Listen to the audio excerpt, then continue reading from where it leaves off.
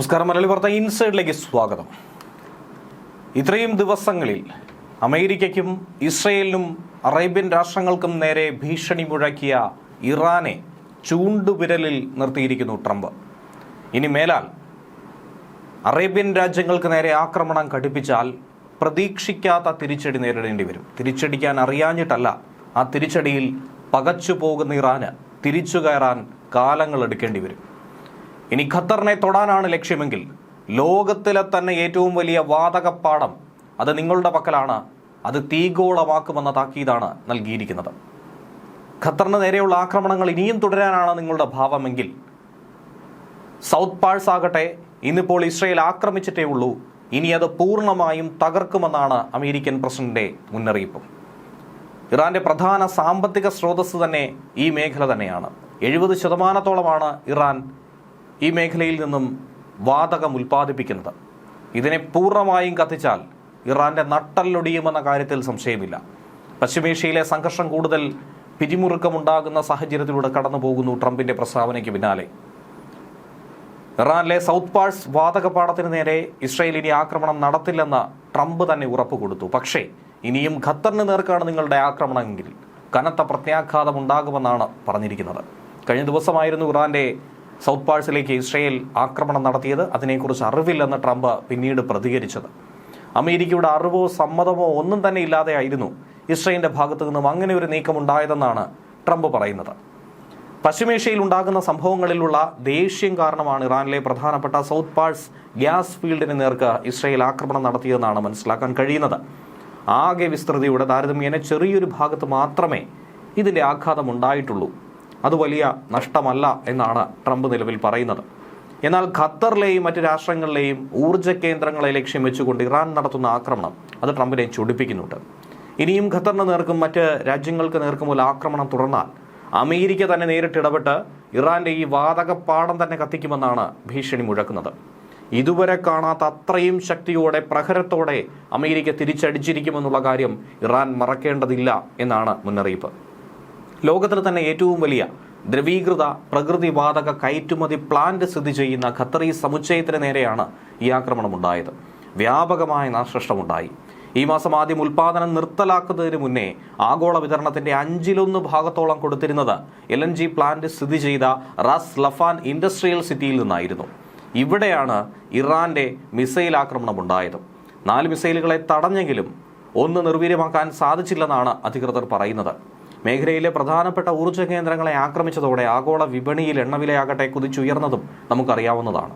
സമാധാന ചർച്ചകൾക്ക് പകരം ആക്രമണ പ്രത്യാക്രമണങ്ങൾ ഉണ്ടാകുന്ന ഘട്ടത്തിൽ ലോക സമ്പദ് വ്യവസ്ഥയ്ക്ക് തന്നെ ആഗോള സ്ഥിരതയ്ക്ക് തന്നെ വൻ ഭീഷണിയായി ഈ യുദ്ധം മാറുന്നു. ലോകത്തെ എണ്ണ വിതരണത്തിന്റെ 1/5 കടന്നു പോകുന്ന ഹോർമുസ് കടലിടുക്കടക്കം അടഞ്ഞുകിടക്കുന്ന ഘട്ടത്തിൽ അവിടെയും പ്രതിസന്ധി നിലനിൽക്കുന്ന സാഹചര്യത്തിൽ എന്താകും ഇനി ഭാവി എന്നുള്ള അനിശ്ചിതത്വം മാത്രമാണ് ഉയരുന്നത്. ഗൾഫ് അയൽ രാജ്യങ്ങളിലെ എണ്ണ കേന്ദ്രങ്ങൾക്ക് നേരെയാണ് ഇനി തൊട്ടു പിറകെ ശക്തമായ തിരിച്ചടി തുടങ്ങിയത്.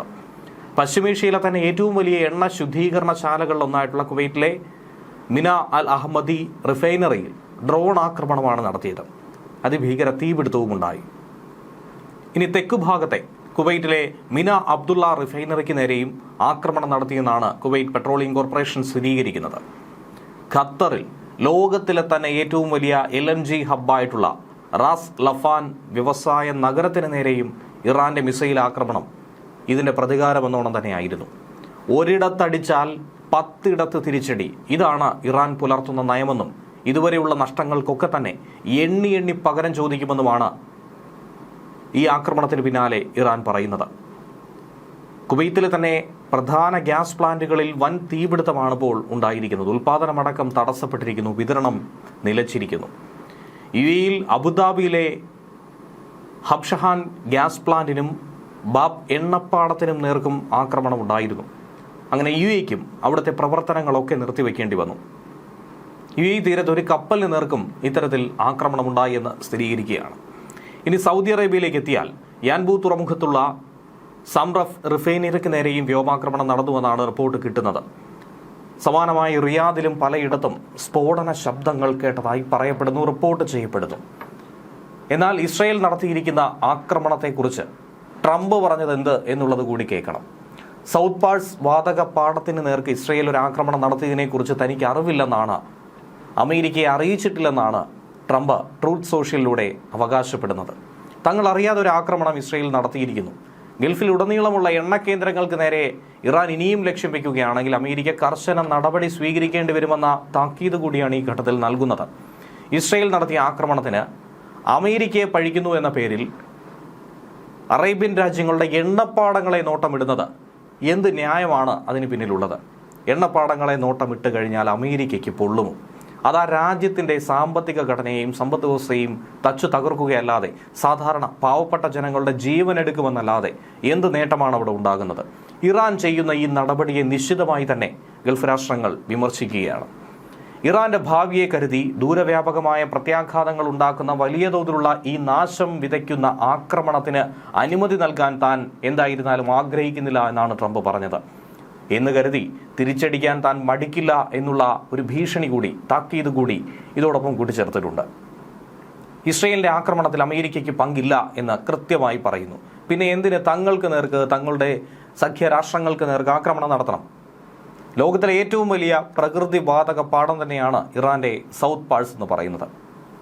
ഇന്നലെയായിരുന്നു, മാർച്ച് 18 ഇസ്രയേൽ ആക്രമണം നടത്തിയത്. അതിന്റെ പ്രതികാരമെന്നോണം തന്നെയാണ് ഇന്നത്തെ ഈ നീക്കങ്ങളും. ഇറാന്റെ മൊത്തം വാതക ഉൽപ്പാദനത്തിന്റെ 70% ഇവിടെ നിന്ന് ലഭിക്കുന്നത്. അതുകൊണ്ട് തന്നെയാണ് ഇറാൻ ഇത്രയധികം പൊള്ളിയത്.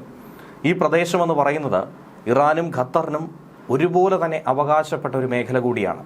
ഈ ആക്രമണത്തെ തുടർന്ന് ആഗോള വിപണിയിലടക്കം എണ്ണവില കുതിച്ചുയർന്നത് കാണാൻ സാധിക്കുന്നുണ്ട്. ബ്രന്റ് ക്രൂഡ് ഓയിൽ വില ബാരലിന് $115 കടന്നിരിക്കുന്നു. ഹോർമുസ് കടലിടുക്കിലൂടെയുള്ള കപ്പൽ ഗതാഗതമേറെ ദുഷ്കരമായിരിക്കുന്നു. ആഗോള ഊർജ്ജ വിതരണത്തെ തന്നെ അത് സാരമായി ബാധിച്ചിരിക്കുന്നു. തങ്ങളുടെ ഭൂപ്രദേശം ഉപയോഗിച്ചുകൊണ്ട് ആക്രമണം നടത്താൻ അമേരിക്കൻ സൈന്യത്തിന് ഗൾഫ് രാജ്യങ്ങൾ അനുമതി നൽകുന്നുണ്ടെന്ന് ആരോപിക്കുന്ന ഇറാൻ ഇതിന് മറുപടിയായി മിസൈലുകൾ ഉപയോഗിച്ചുകൊണ്ട് ശക്തമായി തിരിച്ചടിയും കൊടുത്തു. യുഎഇയിൽ ബ്രിട്ടീഷ്, ഓസ്ട്രേലിയൻ സൈനികർ തങ്ങുന്ന ഒരു വ്യോമത്താവളത്തിലാണ് ഒരു മിസൈൽ വന്ന് വീണത്. അതോടൊപ്പം സൗദി അറേബ്യയുടെ തലസ്ഥാനമായിട്ടുള്ള റിയാദിലും മറ്റ് മിസൈലുകൾ വന്ന് വീണതായിട്ടുള്ള റിപ്പോർട്ട് പുറത്തു വരുന്നുണ്ട്.